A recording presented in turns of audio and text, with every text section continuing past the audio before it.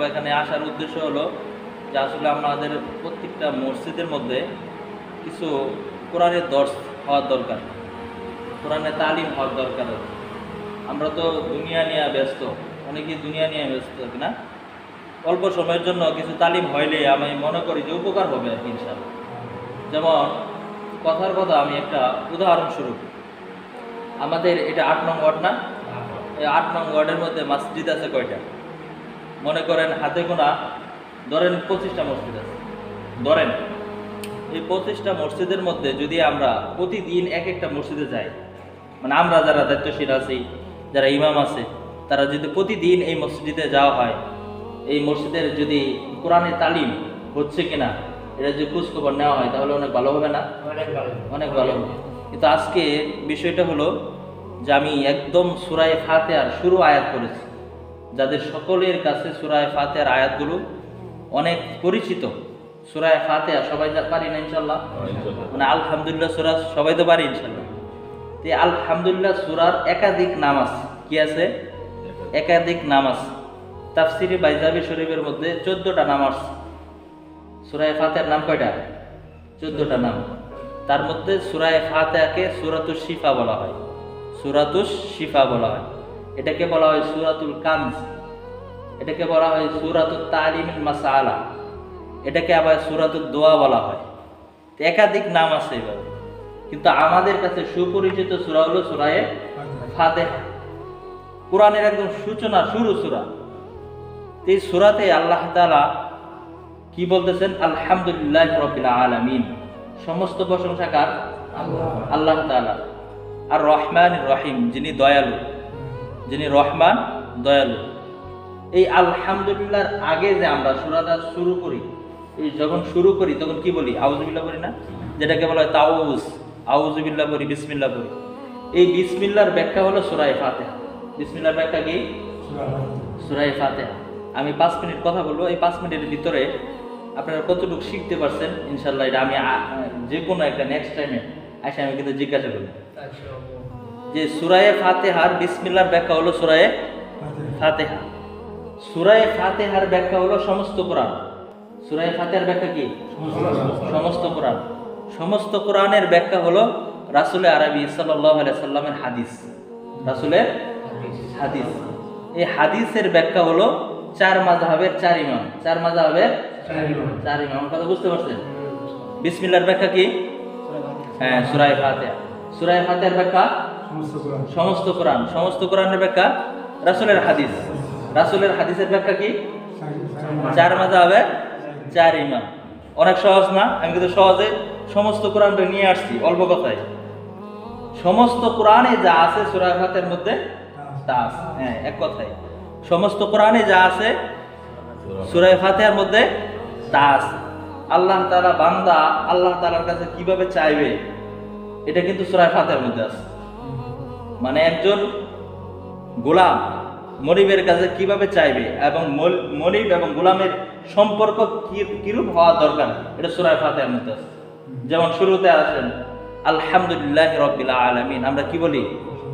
আলহামদুলিল্লাহি রাব্বিল আলামিন। এই জায়গাটা যদি আমরা সহি না করি, অনেকেই যদি বলি এই জায়গায় যে আলহামদুলিল্লাহি রাব্বিল আলামিন, যেটাকে গুলহা বলা হয় আর কি, একটা আছে হা, এখানে হামদু, সমস্ত প্রশংসা কার?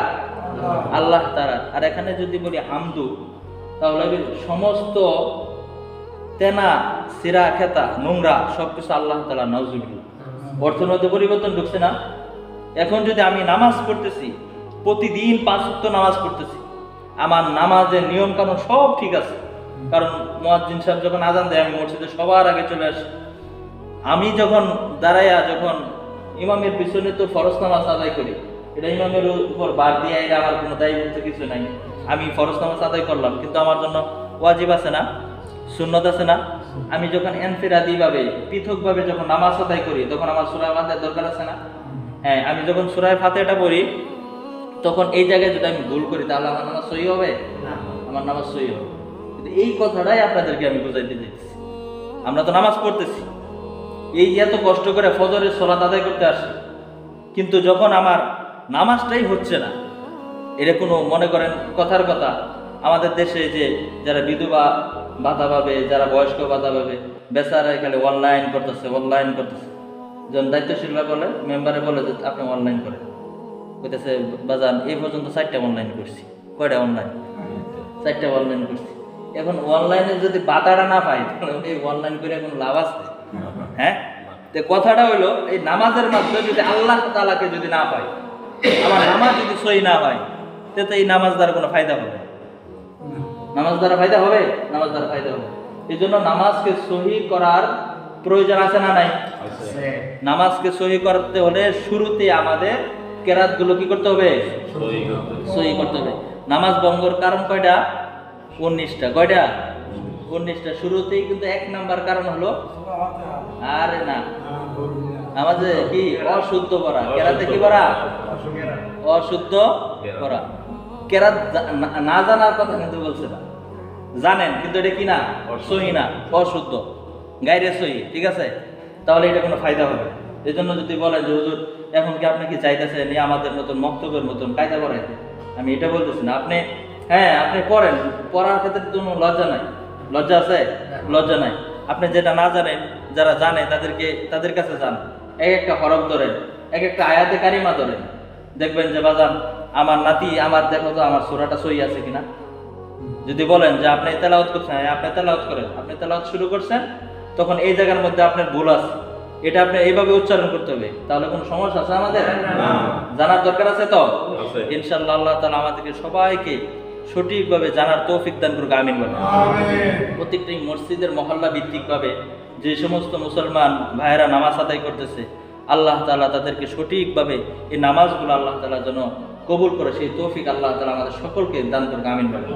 এবং এই নামাজের মাধ্যমে যেন আমরা আখিরাত মুখী হইতে পারি, নামাজের মাধ্যমে যেন আমরা আল্লাহ তাআলার পরিচয় লাভ করতে পারি, নামাজের মাধ্যমে যেন আমাদের পরকালে শান্তি মিলে, আল্লাহ তাআলা সেই তৌফিক আমাদের সকলকে দান করুক। আমিন বলেন। পরিশেষে একটা কথা হলো যে আমরা যাই নামাজ পড়তেছি, এই নামাজের মধ্যে আমাদের বাড়িতে যারা আছে, পরিবার পরিজন আছে, সকলকে নামাজের দাওয়াত দেব। আপনি এই জায়গা থেকে একটা সূরা শিখে যাবেন, ওই জায়গায় গিয়ে একটা শিক্ষা দিবেন আপনি। এটা হলো আপনার কাজ। ইমামের কাজ হলো আপনাকে শিক্ষা দিবে, আর আপনার কাজ হলো কি বাড়িতে শিক্ষা দেবে। কারণ ইমাম সাহেব তার বাড়িতে যেতে পারবে, অসম্ভব। ঠিক আছে।